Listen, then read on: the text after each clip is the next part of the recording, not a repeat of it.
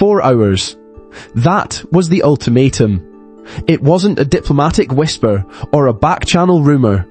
It was a direct, public announcement from the Iranian military, broadcast on news tickers just as the world's financial centers were waking up. The message was unambiguous. In 4 hours, they would attack every energy facility in the region. The arithmetic of the response was instantaneous. Across the Persian Gulf, oil tankers weighing hundreds of thousands of tons began to grind to a halt.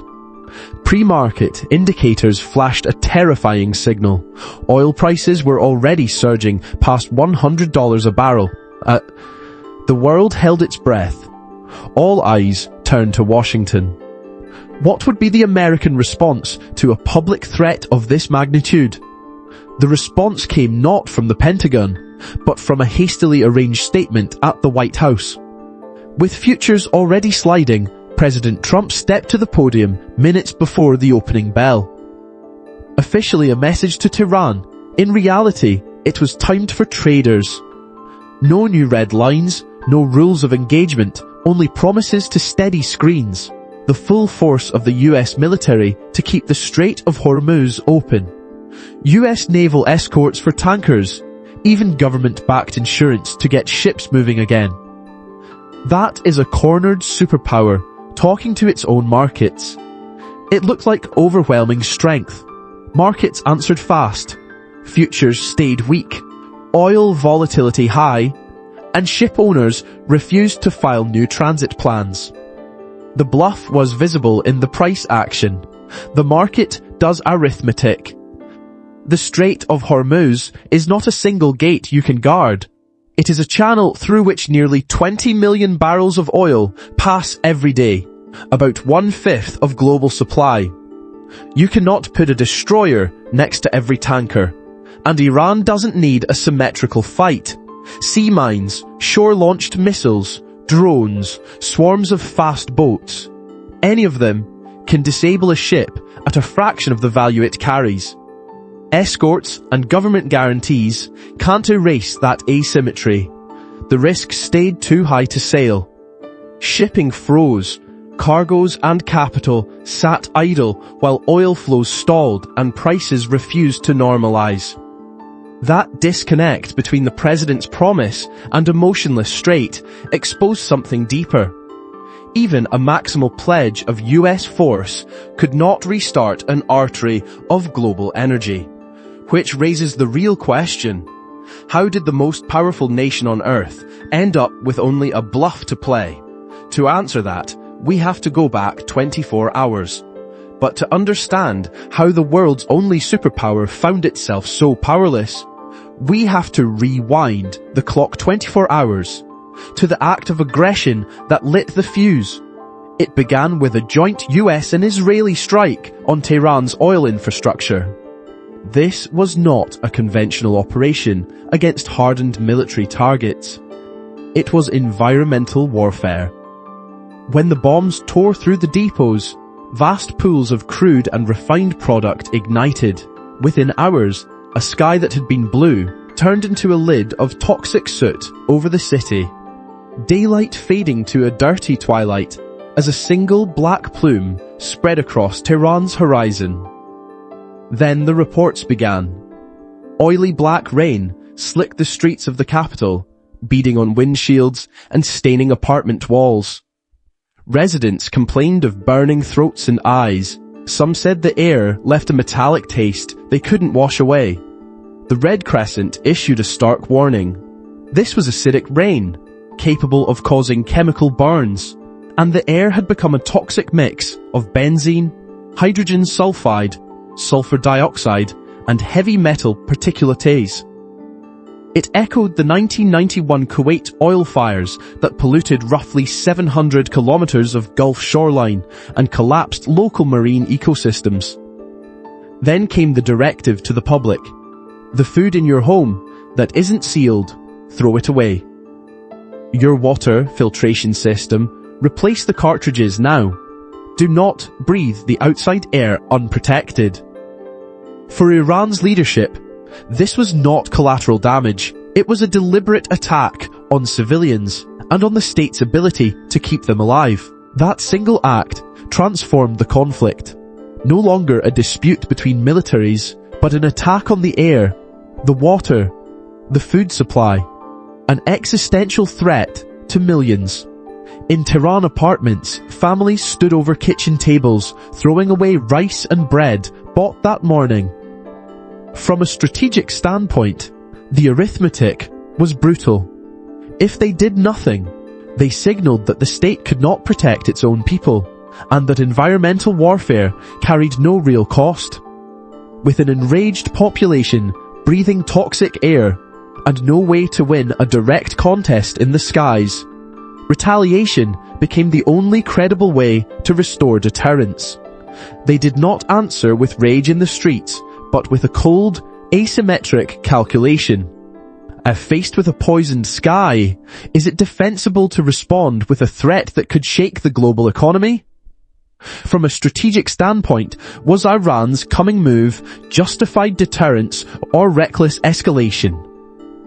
Share your analysis in the comments below.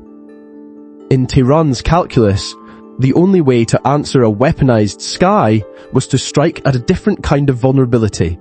Economic, systemic, focused on a single point of leverage. Because their ultimate weapon wasn't aimed at an army or a city. It was aimed at a single number that underpins the global economy. And in our next chapter, we will reveal what that number is. That number was $200 per barrel of oil. With what they saw as moral justification for extreme measures in place, Tehran showed its real endgame. This was never meant to be a contest of missiles. It was economic execution. A senior IRGC official framed it with cold precision. If you can tolerate oil at more than $200 per barrel, continue this game. Iran combines heavy fuel subsidies, state control over key sectors, and decades of practice under sanctions. That mix lets it blunt internal price shocks and ration demand by decree. Market economies in the US and Europe can't. Our systems are decentralized and built on the quiet assumption of reasonably cheap energy. At $200 a barrel, that assumption fails. The Conference Board's modeling of a sustained $200 oil price shows global inflation sharply higher, global growth slashed, and US gasoline prices grinding towards $7 a gallon. The arithmetic is simple. When the core input cost for transport, manufacturing, and agriculture doubles, it cascades through every supply chain until either prices jump or businesses break. You feel it first in daily life. Filling a tank becomes something you have to think about. The fuel bill for every delivery truck explodes relative to existing margins, so e-commerce giants can't keep subsidizing free shipping. On the same math, fertilizer, diesel machinery, and cold storage push food costs higher until a loaf of bread is suddenly close to double what you remember. Airlines, already running on thin margins and heavy debt, see fuel, one of their biggest expenses, spike so hard that ticket prices must soar just to break even, and the weaker carriers don't survive. This isn't a garden variety slowdown. It is a stress test hitting logistics, travel, and food supply at the same time, the backbone of roughly 70% of consumer spending in economies like the United States. When that backbone starts to buckle, you don't just see higher prices. You see layoffs and a credit system that begins to pull back. Stack those effects, and the macro picture comes into focus. Equity markets repricing as earnings forecasts are shredded, credit spreads widening as weaker firms can't roll their debt, smaller businesses with no pricing power watching cash flows evaporate. What began as a confrontation in the Strait of Hormuz becomes portfolio drawdowns, business failures, and household budgets that no longer balance. Militarily constrained and now staring at that economic checkmate, Washington reached for its last non-kinetic tool, its alliances. The calls went out, expecting a familiar pattern, a coordinated response, a wall of shared resolve against economic coercion. What came back instead was hesitation, equivocation, and in too many capitals, the sound of doors quietly closing. The first slammed door wasn't in Washington. It was in Moscow. With sanctions and energy pressure already exhausted, Washington did what it knows best. It reached for diplomacy. It started the usual round of calls and draft communiques. What came back, though, were hedged statements about restraint on all sides, and quiet refusals to formally back the initial US-Israeli strike. America's traditional allies in the Gulf were terrified of being caught in the crossfire between Iran and the West. They made a decision that would have been unthinkable weeks earlier. They bypassed Washington and sent their ambassadors to Moscow, appealing directly to Russia to de-escalate. They knew the signal that sent. In Moscow, expecting the usual bargaining, assurances, some language they could take home, they instead got a lesson in the new global arithmetic from Russia's foreign minister, Sergei Lavrov. His response landed like a slap, where he asked, had their condemnation been when the initial US and Israeli attack occurred? The one that bombed a school? Iran, he said, had every right to respond. The patrons of an American security architecture were being scolded by the power they had turned to. For Washington, that was the first door slamming on its crisis script, in someone else's capital. Once Moscow made that framing explicit, US and Israel as aggressors, Iran as reacting, others had cover to follow. Even Oman's foreign ministry, from a state that usually stays carefully neutral, issued an unprecedented public statement condemning the American and Israeli aggression as immoral and illegal and urging a ceasefire. For decades, Washington could rely on a simple sequence. Clients align, neutrals stay out, adversaries protest. Here, that sequence inverted. Clients hedged by shopping for protection in Moscow. Neutrals like Oman moved from silence to denunciation, and adversaries like Russia set the moral frame the system adjusted around. The alliance architecture the US had built was now routing pressure back onto its designer, leaving the indispensable nation recast as the problem to be contained, with no diplomatic exit built for that scenario. Economically checkmated and shut out diplomatically, what move is left for a superpower? The answer lay in a classified, almost unthinkable plan. A last resort surgical strike so risky it had been dismissed as fantasy. A plan that hinged on a single desperate gamble by Delta Force. And this gamble wasn't an invasion. It wasn't a bombing campaign. Those options carried an escalation risk Washington simply couldn't price in anymore. Iran closing the Strait of Hormuz, another vertical spike in oil, cascading market stress, and whatever was left of its coalition fracturing under the energy shock. The only military option still on the table was something far narrower, almost surgical. Inside the White House, in the middle of a global energy crisis and a collapse in US geopolitical authority, officials were reported to be seriously weighing an idea that sounded like it belonged in a screenplay, not a policy memo. The proposal was blunt.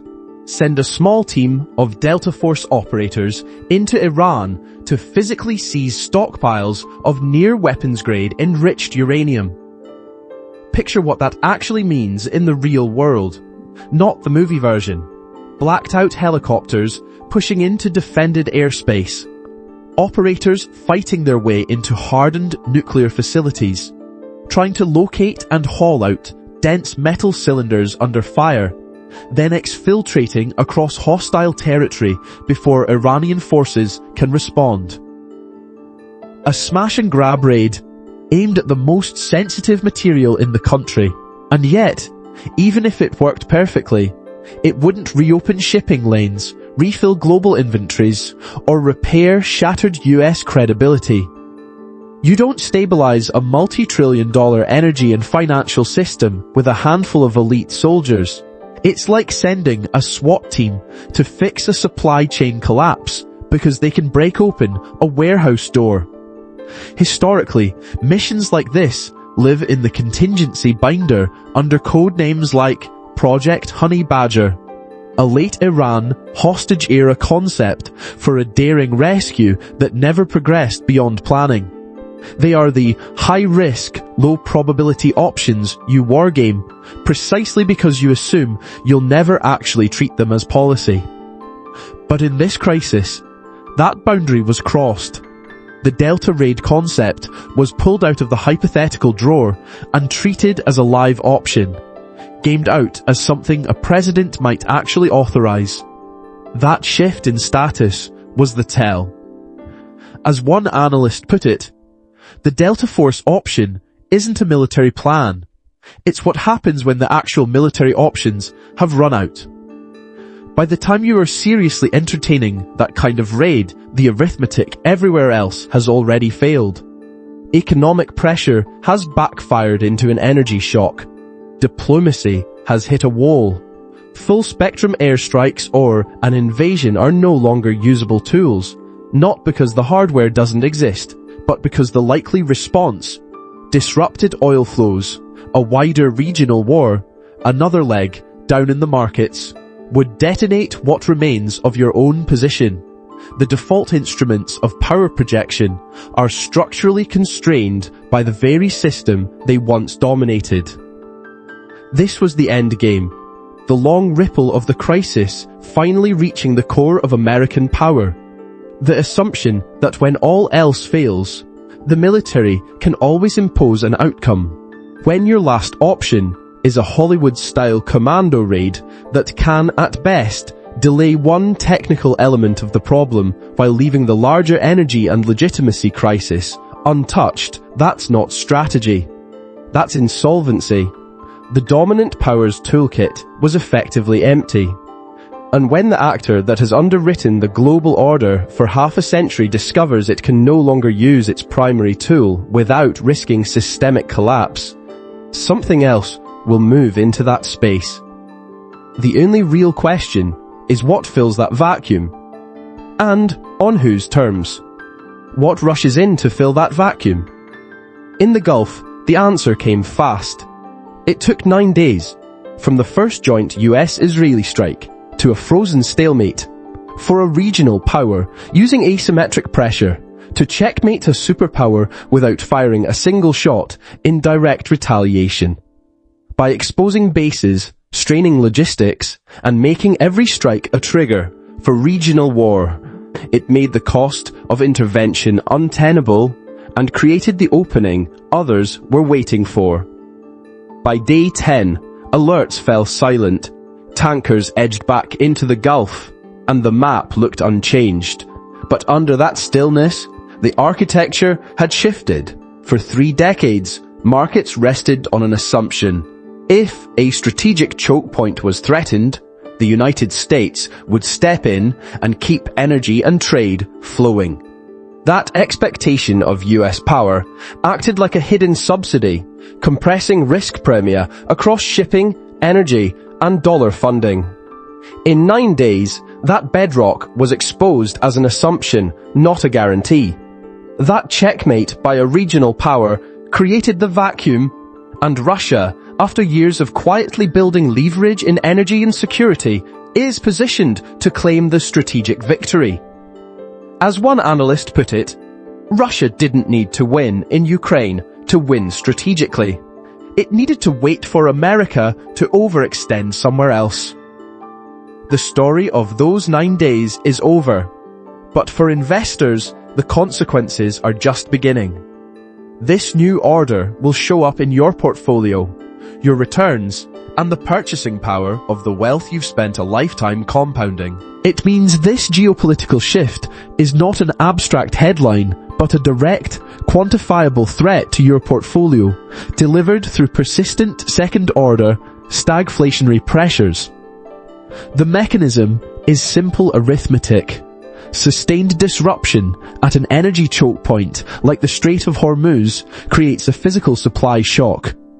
That shock feeds directly into higher inflation and slower growth. And we can already measure its scale. Morgan Stanley research, March 2026, shows a 10% oil supply shocklifts US CPI by 0.35 percentage points within 3 months. Capital Economics looks at a severe scenario where prolonged conflict pushes Brent to $100. Their estimate, global inflation would rise by 0.6 to 0.7 percentage points. Headline inflation runs roughly 1/3 to 2/3 of a percentage point higher than it otherwise would. This is the mechanism that filters straight into your costs and returns, compressing the real performance of your investments and eroding the purchasing power of the capital you've built. That additional inflation is not an abstract number. It is the invisible tax on the stability you've fought to maintain. This is not a distant, hypothetical problem. The recent surge in Brent above $92 has, as CSIS and BlackRock already flag, created immediate stagflationary tail risks. Their work shows that in such an environment, regional equity markets are vulnerable to 5 to 15% drawdowns. And any exposure you have through regional indices, sector ETFs, or global funds tied to those markets inherits that downside. At the same time, higher energy-driven inflation keeps CPI elevated even as growth softens, making rate cuts less likely because central banks are reluctant to risk inflation credibility by easing too soon. The result is a longer period of tighter financial conditions and a squeeze on corporate profits, especially in industrial and consumer sectors, making the equity slice of your portfolio more fragile. That combination leaves unprepared capital facing sharper drawdowns, multiple compression, and liquidity stress precisely when flexibility matters most. Yet every systemic shock that reorders the global landscape creates not only vulnerabilities, but also overlooked opportunities for those who understand the new arithmetic of risk. The key is knowing where to look. But what the headline numbers miss is the asymmetric nature of this crisis. For a North American investor who understands that asymmetry, the picture changes. This is not a uniform storm hitting every shoreline equally, but the beginning of a redirection of global cash flows. Many assume this shock hurts every region equally. In reality, the United States is an energy superpower and a net exporter of oil and gas, so its trade balance and producer earnings are partly cushioned, even though households still feel higher prices. Europe and the UK sit on the other side of that equation, forced to import a large share of their energy at whatever price the market sets.